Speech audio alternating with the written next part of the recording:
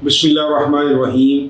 अल्लाहुम्मा सल्ली अला सय्यिदिना मोहम्मद व अला आले सय्यिदिना मोहम्मद। अस्सलामु अलैकुम व रहमतुल्लाहि व बरकातुहू। हुआ कुछ इस तरह से कि पिछले एक साल से लफ्ज़ फितना मैंने इतना ज़्यादा सुना है कि मेरे अंदर एक तजस्सुस पैदा हो गया और मुझे ऐसा लगने लग पड़ा कि यार ये फितने का असल में मतलब क्या है, क्योंकि कुछ ऐसा मेरे सामने कोई स्कीम ऑफ थिंग्स नहीं ज़िंदगी के अंदर कि दो मुतहारब ग्रुप, यानी कि जो दो अपोजिट ग्रुप्स थे, दोनों एक दूसरे को फितना कह रहे थे। तो मेरे दिमाग ने ये सोचा कि पता किस तरह चलता है कि फितना पे कौन है और फसाद कौन फैला रहा है, और फिर इसके लिए ज़रूरी ये है कि फ़ितने का असल लुग़वी मायने क्या है और इसको हम प्रैक्टिस किस तरीके से करते हैं। क्या हम प्रैक्टिस करते हुए वाकई ही लफ्ज़ फितने को पूरी तरह जानते हैं? तो इस पर जब मैंने तहकीक करनी शुरू की तो मेरे सामने बड़े अजीबोगरीब रिज़ल्ट्स आए, जो मैं मुख्तसर तौर पे आपके सामने रखने की कोशिश करता हूँ। सबसे मज़ेदार बात यह है कि फितना का जो लफ्ज़ है उसका जो माखज़ है या जो मादा है वो फ़तन है। फ़तन सोने की एक ऐसी खटाली को कहते हैं कि जिसकी वजह से सोने के खरे और खोटे होने का पता चलता है। इसी वजह से जो फितने का जो अर्लीस्ट सादा तरीन मतलब है वो आजमाइश या इम्तिहान के बारे में आता है। हाँ, उसके बाद इस इम्तिहान और आजमाइश की शायद इस तरह की रो या डेवलपमेंट होती है कि ये फितना जो इम्तिहान और आजमाइश की सूरत में शुरू होता है, इसको किसी इस सूरत में रिज़ल्ट के ऊपर आने पे, लेकिन ज़ाहिर है जिस तरह एक सोना खटाली में से निकल के या खरा हो सकता है या खोटा हो सकता है, तो वो फितना जो आपको खैर की बजाय शर की तरफ रिज़ल्ट दे दे, यानी कि वो आजमाइश जो आपका आखिर इंजाम बुराई की तरफ या नेगेटिविटी की तरफ कर दे, तो उसको गुमराही या बुरी चीज़ समझा जाने लगा। और इसी वजह से जब मुझे इस बात का मतलब समझ आया, और ख़ास तौर पे कुरान शरीफ के अंदर और हदीस के बारे में भी हमें लफ्ज़ फितने का जो सा है तारुफ बहुत अच्छे तरीके से मिलता है। जैसे कि मैं आपके सामने एक दो कुरानी आयात और हदीस भी रखता हूँ जिससे हमें पता चलेगा कि फितने का जो लफ्ज़ है वो मुख्तलिफ मायनों में कैसे आता है। जैसे सूरह बकरा में आयत नंबर 217 है, तुमसे इज्जत वाले महीनों में लड़ाई करने के बारे में दरियाफ्त करते हैं, कह दो कि उनमें लड़ना बड़ा गुनाह है, और अल्लाह की राह से रोकना और उससे कुफ्र करना और मस्जिद हराम यानी खाना काबा में जाने से बंद करना और अहले मस्जिद को उसमें से निकाल देना जो ये कुफ्फार करते हैं, अल्लाह के नजदीक इससे भी ज्यादा गुनाह है, और फितना अंगेजी खूंरेजी से भी बढ़कर है। फिर एक हदीस शरीफ है कि नबी करीम सल्लल्लाहु अलैहि वसल्लम ने फरमाया, फितना जाहिर होते ही आदमी मोमिन होगा और शाम को काफिर हो जाएगा, या सुबह को काफिर होगा और शाम को मोमिन हो जाएगा। लोग अपने दीन को दुनिया के चंद टुकड़ों के बदले बेच देंगे। फिर सही मुस्लिम की एक हदीस शरीफ है, रसूलुल्लाह सल्लल्लाहु अलैहि वसल्लम ने फरमाया, जब तुम फितना देखो तो तुम्हारे लिए बेहतर है कि तुम ज़मीन में गिर जाओ इससे पहले कि तुम इस पे खड़े हो जाओ। इन पुरानी आयात और इन अहादीस से भी हमें पता चलता है कि फितने का लफ्ज़ को कुफर से भी ज़्यादा फरमाया गया। उसकी वजह यह है कि फितना एक ऐसी इब्तला या ऐसा आजमाइश का दौर गुज़रता है जिसमें इंसान अपना ईमान पा भी सकता है और खो भी सकता है। दैट मीन्स कि ज़रूरी नहीं है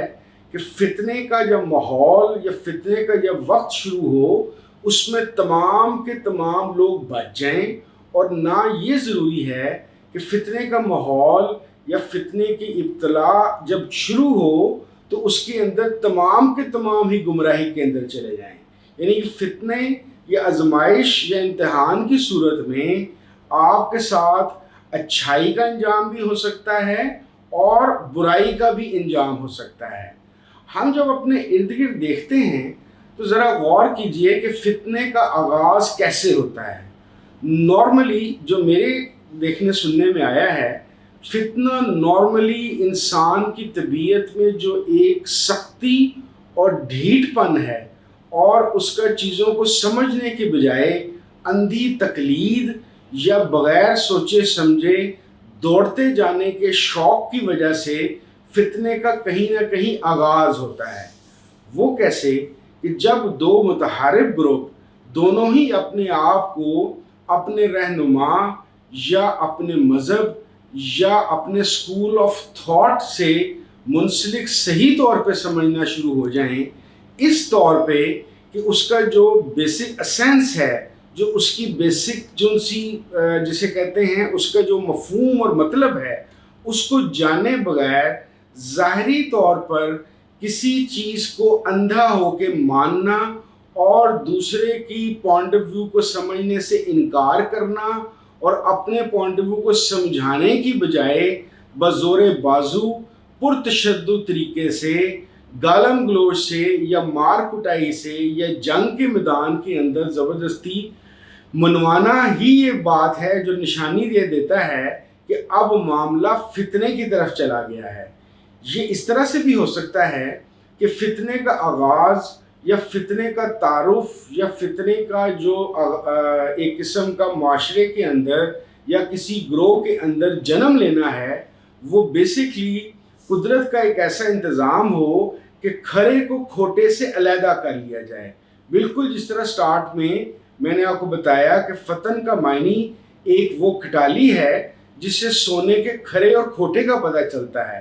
تو بہت سارے اوقات میں ایسا بھی ہوتا ہے کہ قدرت اس بات کا بندوبست کرتی ہے کہ یہ پتہ چلے کہ کسی ازم، کسی مذہب، کسی اسکول آف تھاٹ کی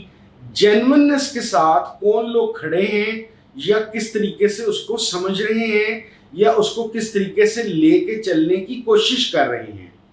اب اس میں وہ لوگ بالکل ہی سرے سے غلطی کی طرف جانا شروع ہو جاتے ہیں جو اپنے آنکھ، ناک، منہ، کان بند کر لیں اور دوسرے کا پوائنٹ آف ویو سننا، سمجھنا، اس سے سیکھنا یا اس میں سے راستہ نکالنے کی بجائے اپنی مرضی یا اپنی سمجھ کو بزور بازو یا دماغی شدت کے طور پر زبردستی امپلیمنٹ کرنا چاہیں۔ تو ظاہر ہے جب وہ چیز یا وہ اسکول آف تھاٹ یا وہ ازم یا اس ازم کی وہ انڈرسٹینڈنگ جو زور زبردستی کے اوپر لے جائے، تو بظاہر ہمیں اس بات کا علم ہونا چاہیے کہ زور زبردستی کی ہوئی چیز یا تشدد سے بنائی ہوئی چیز کسی بھی صورت کے اندر آپ کو کسی بھی خیر کی طرف نہیں لے کے جائے گی۔ اس فتنے کی اس رو کا انجام ہمیشہ برائی یا نقصان پہ ہی ہوگا۔ مزید اس کے متعلق ہم یہ دیکھ سکتے ہیں، پرتشدد یا سخت رویے کے علاوہ یہ دیکھنا پڑے گا کہ دونوں گروہوں کے اندر یا معاشرے کے کسی بھی ازم کے اندر کیا وہ ازم والے یا وہ مذہب والے یا وہ اسکول آف تھاٹ والے کیا اپنی بات کو سمجھنے کے لیے کیا کسی لاجیکل یا کسی ایک پرائے کے اندر کسی سمجھ آنے والی طریقہ کار کو آزما رہے ہیں، یا وہ گفتگو کر ہی نہیں رہے، ٹیبل پہ بیٹھ ہی نہیں رہے اور اپنے آپ کو ہی درست مان کر اپنے آپ کو ایک جگہ پہ قید کر کے بیٹھ گئے ہیں۔ یہ والا فتنے کا رو بھی ان اینی کیس انجام برائی کی طرف یا نقصان کی طرف ہی لے کے جائے گا۔ اگر ہم یہ چاہتے ہیں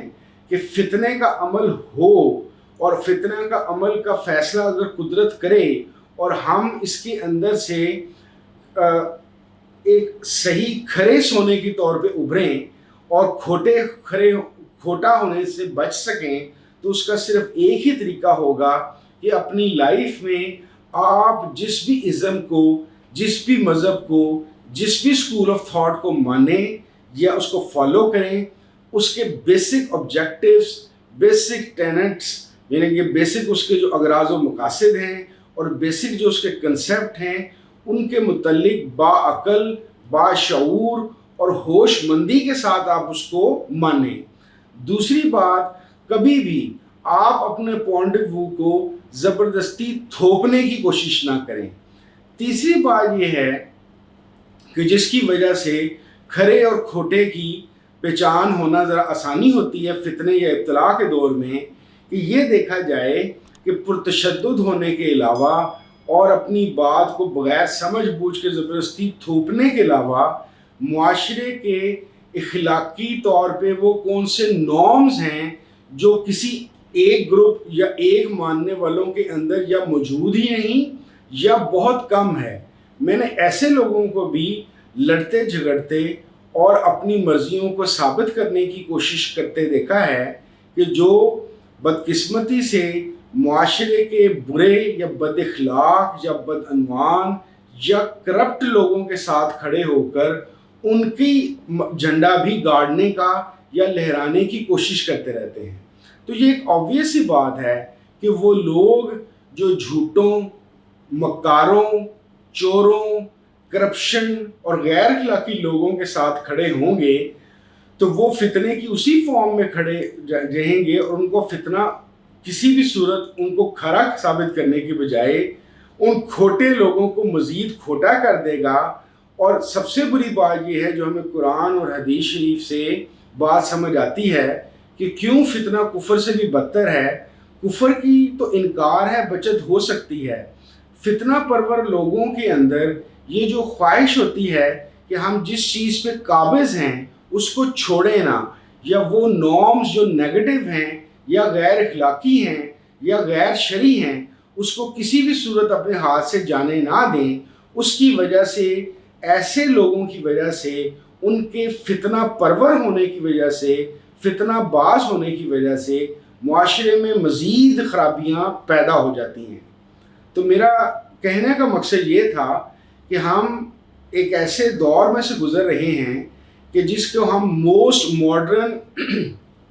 इंसानी दौर कह रहे हैं कि नित नए नई ईजादात, नित नए नई इम्तिहानात और चैलेंजेस हमारे सामने आ रहे हैं। तो जाहिर है कुदरत अपना एक स्कीम ऑफ थिंग चलाते हुए हमें मुख्तलिफ आजमाइशों के ज़रिए से हमें डेवलप करने की या अपनी हमारी करतूतों से तबाह करने की कोशिश करती रहेगी। हमें ये चाहिए कि हम मॉडर्न इंसान के तौर पे